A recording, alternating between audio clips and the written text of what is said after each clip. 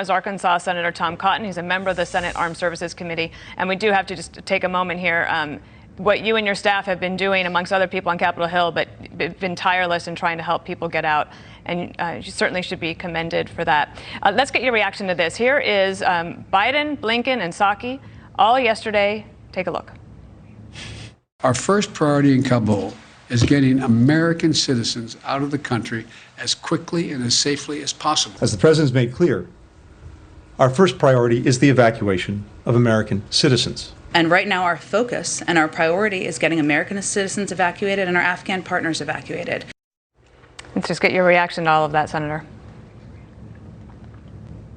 Well, Dana, of course, we have to focus on getting American citizens out. I've got to say I'm skeptical, though, that there are only 1,500 Americans left. You know, it wasn't long ago that the State Department was giving us estimates like 10 to 15,000 American citizens. Just 2 hours before Tony Blinken said 1,500 Americans, his own staff briefed congressional aides and said it was 4,100 American citizens left in Afghanistan. Something tells me they didn't get 2,600 out in the span of 2 hours yesterday. So I still think that we're not getting the straight answers from this administration, in part because they're so hell-bent to leave on Tuesday, which means evacuation flights are already slowing down, or probably going to stop in effect over the weekend. And I'm afraid they want to be able to say that, well, we offered everyone a flight, and if they didn't make it, that was their choice. They decided to stay behind in Afghanistan, so they don't have to take responsibility for their late and very disorganized planning for No this question here, Bill. I just want to show this photo of empty flights yesterday, just to pull that up for you, because look at that, guys. Go ahead, Empty. Bill. Senator, a lot of people are trying to make sense of this, and we are too. But it seems apparent that the president has wanted to bring this to an end so we can turn his attention away from Afghanistan and put it squarely on the domestic agenda here at home. And I don't think it's much more complicated than that. Damn the consequences along the way. Do you see it otherwise? No, Bill, I don't think it is. I mean, reasonable people can disagree about the decision to withdraw our troops from Afghanistan after 20 years there, but I don't think anyone can agree that Joe Biden has executed that decision well. It's been chaotic, it's been ill-conceived, it's been disorganized and slapdash from the very beginning.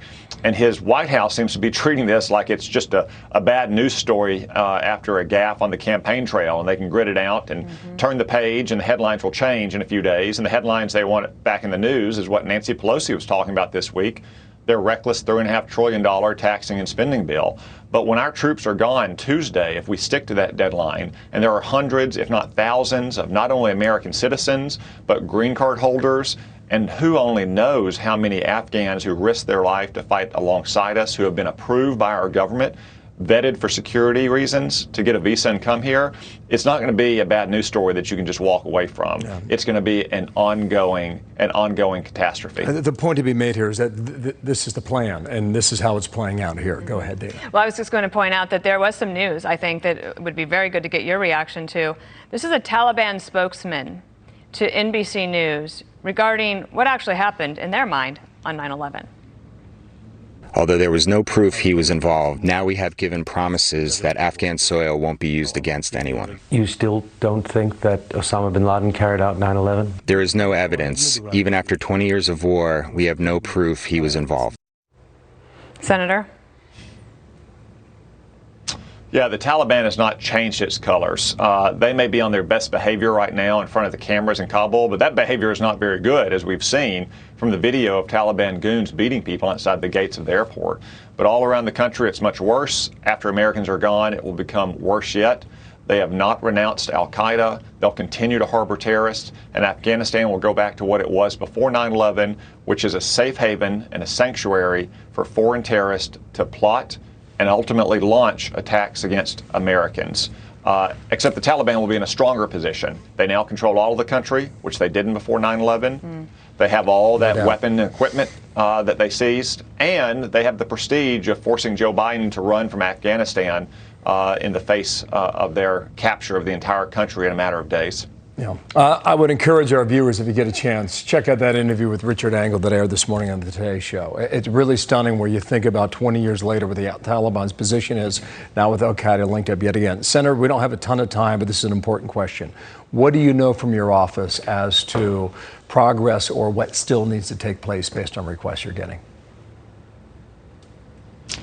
Well, we still have American citizens who are struggling to get out, and green card holders, people that are just one step away from becoming a citizen, who are free to live and work in the United States, are being told, no, don't even come to the airport. I mean, we're treating random migrants at our southern border better than we're treating green card holders who are one step away from becoming a citizen. But please don't give up hope. I mean, you can continue to contact our office. I know a lot of other congressional offices are working on this issue as well.